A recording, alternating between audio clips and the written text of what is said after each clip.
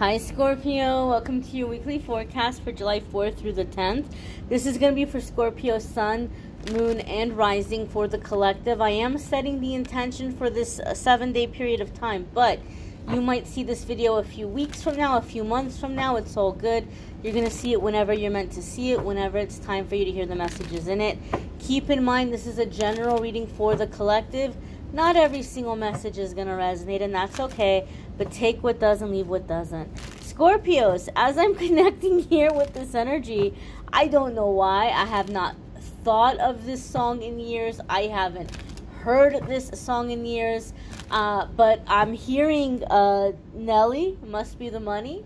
So I don't know if some of you are focusing on finances right now, or some of you might have really good news coming in around finances in the coming week, things that you might be working on, or if that song makes you think of a certain time in your life or something.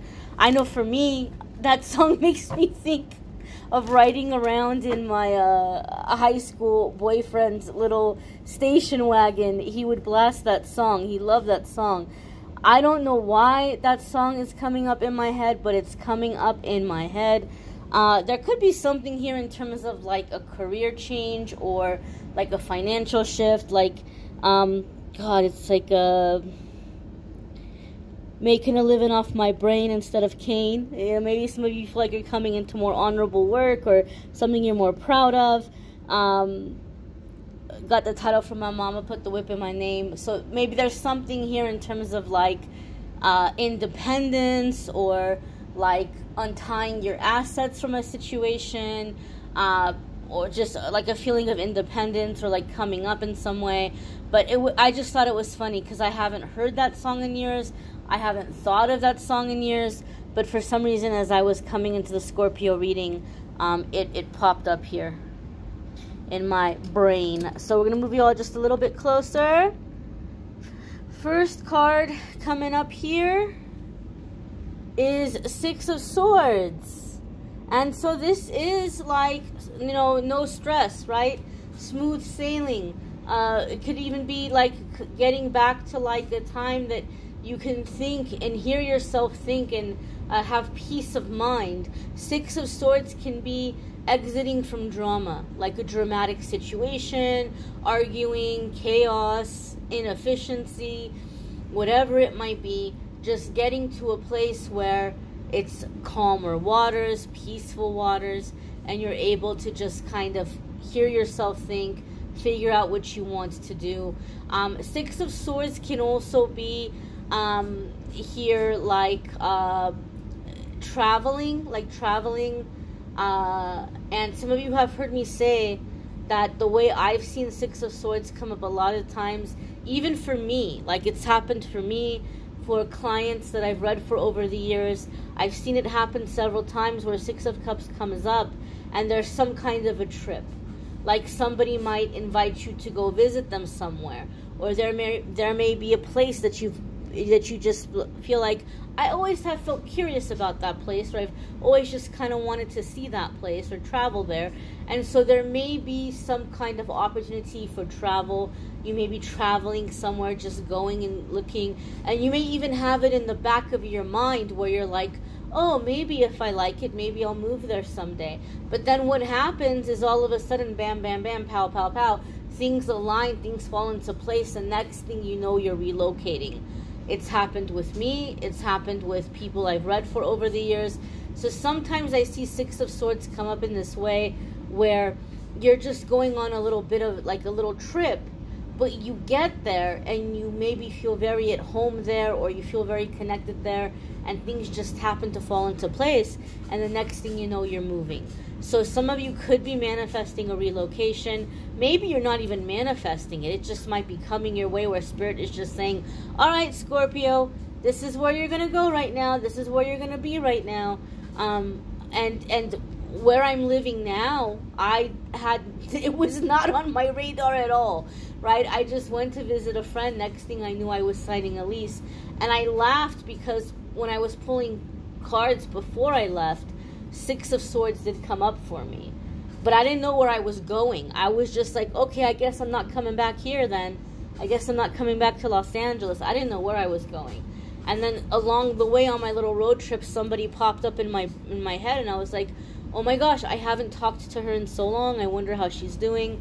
Let me reach out to her. And I was like, hey, are you still living where you were living? And she's like, yeah. I'm like, I'm 3 hours away. Like, let me come visit you. And next thing I knew, I moved to some place that was not even ever on my mind of places to move to. So it can just happen very sporadically, okay? But you might be directed right now, or you might be coming into some kind of a cosmically guided or divinely guided relocation. Six of Swords can also, even though it's a sword card, it can have an element of water to it, traveling over water or going to a place where there's water. And so sometimes Six of Swords can also come up to say that being around water might be very beneficial for us at this time. Maybe it's helping you to release, maybe it's helping you to think more clearly, but there could be a very healing attribute to being around water when you have the Six of Swords coming up for you. The next card coming up here for Scorpio is the High Priestess, and this is a Major Arcana card. So when the Major Arcana cards come up, they're going to come up like when we're at a significant new chapter in our life, and when it's a defining moment. So even though I'm reading for a period of 7 days, this is energy that's going to be around for a while, okay? This is not something that's going to, fizzle out or be done or, come to completion in a 7-day period of time. The door is just barely opening, and there's going to be some kind of a new journey, some kind of a new chapter, maybe even a whole book, depending on what it is for you and how it's coming into your life. Now, the High Priestess has associations of Taurus and Pisces. Some people get upset when I say Taurus, and they're like, no, you're wrong. It's only for Pisces. I don't know why people get upset when I say Taurus, but there is a Taurus element. Please look it up. Please read about it. It does exist. It is a real thing. So there's Taurus and Pisces elements here to the High Priestess. So if you have a Taurus or Pisces placement, there could be big changes or big shifts happening for you in those areas of your life or in those houses. Some of you could be dealing with a Taurus or a Pisces that is going to be very significant for you in this phase of your life or in this stage of your life. So it could be a significant connection where even maybe like reconnecting from a past life and finishing unfinished business together, or having some kind of work or having some kind of mission together. There could be a significant connection. The High Priestess, though, like as far as it applying to ourselves, is a card of confidence, inner knowing. It's like that sage energy. There's that element of mysticism. So the High Priestess also comes up when we're coming into a time where our intuition is strengthening, and we're learning to trust ourselves, and we're learning to listen to ourselves, okay? We're learning to go within for answers rather than seeking outside of ourselves. We're not seeking so much to find a mentor or a teacher or a guru. We have our inner knowing, and we're allowing ourselves to listen to that inner knowing. One more thing I'll say about the High Priestess, and then we'll move on. I see this card come up a lot of the times when you are in a really high stage of your healing, and your chakras may be clearing and really aligned, and you're really connected to higher self, to source, to God, to universe. And so there's this really powerful, delicious energy flowing through your body, and this is going to make you very, very, very charismatic or very attractive to anybody that you encounter. So you might experience, when you're in High Priestess energy, a lot of people wanting to be near you, a lot of people gravitating towards you. And it can be the simplest thing, like on the bus ride home, the person next to you just cannot shut up, and they're telling you about their entire life, and you're like, why is this person divulging all of these personal details to me? I'm just trying to ride the bus home. Or the person at the grocery store in line is just right on, standing next to you and talking to you. people wanting to be friends with you, people wanting to collaborate with you, people wanting to pull you into bed, okay? That's another thing too. Even if you don't feel like you're an attractive person, or even if you're somebody who might not be, you know, quote unquote conventionally attractive, like what society puts out there for us as attractive, you might be like, wow, there's a lot of people interested in me right now. There's a lot of people trying to get close to me right now. And so some of these connections, you're going to feel very strongly. You might feel really strong chemistry. But the one thing we need to learn when we're in High Priestess energy is that not everybody who wants us gets to have us. So just because you feel that strong pull, it doesn't mean you should go for it. Sometimes it's somebody that is just latching into you very parasitically and just wants to suck up and just soak in your energy. But they're not doing anything to heal themselves, or they're not doing their personal work. And they could be someone who just kind of comes in and out of your life. So when you're coming into High Priestess energy, you're going to learn the different kinds of attraction. You're going to learn soul attraction, lust attraction, parasitic attraction, karmic attraction. You're gonna begin to tell the differences, and you're gonna get wiser about how to deal in those different situations or in those different scenarios. I'm gonna say one more thing, and then I'm gonna move on. And this is something that's been coming in more for me through like personal meditation and like dreams and stuff I've been having with like my grandfather specifically. Those of you who follow me, you know my grandfather's quite a character, and likes to come in with with lots of little detours for me. So long story short, some of you are breaking family cycles at this time. Family cycles, family curses. You may come from a long line of people who've had substance abuse or issues with drinking. I have recently come to be told that I'm not supposed to say the word that starts with A. That's people drink. I don't know why, but that cuts into the circulation of the videos.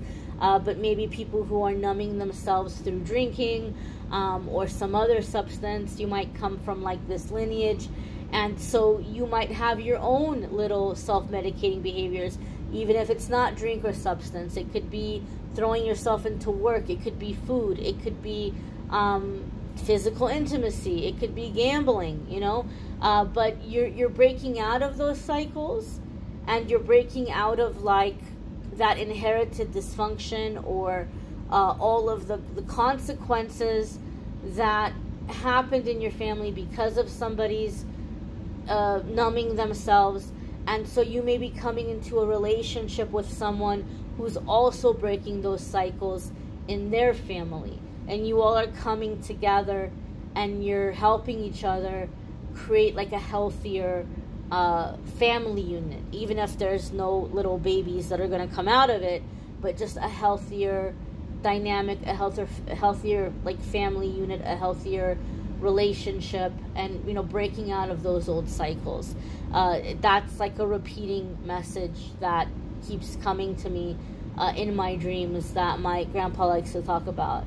And I think a lot of that is from his own guilt, because I think he sees ways that he continued some negative legacies, and he sees the impact that it's had. And so I feel like he just kind of wants to be a guardian angel here and try to like right the things that he feels bad about. But some of you may be in like a slight, like having this happen for you in your life. You're breaking out of these dynamics, and your ancestors, your angels, your guides are aligning you with a person or people that are doing the same, and you all are coming together and breaking out of these cycles together. The next card that's coming up here for you all, ooh, how very interesting. I had that song come up in my head, and now we have the Five of Pentacles. That doesn't seem like a a must be the money's energy here with Five of Pentacles, because Five of Pentacles can indicate, it can indicate several things. First and foremost, especially with these two cards, we feel the element of the Five of Pentacles of a loyal friend during troubled or difficult times, right? Because the Five of Pentacles can be, some of you have heard me refer to this as like the Wizard of Oz card. Like Dorothy is lost, she's trying to find her way home, she stumbles upon this very unlikely group of characters, and they get through all kinds of chaos together, right? They stick together and they triumph, and they become very close. And so Five of Pentacles can have that energy. You don't know where you're going, you don't know what you're doing, but you may align with soul family, soul tribe in that process. So there's an element of like loyalty and sticking together, and people being in your life for the right reasons, people being around you for the right reasons, not because they're trying to get clout or benefit from you in some way. Now, Five of Pentacles can also come up during a time of career change, right?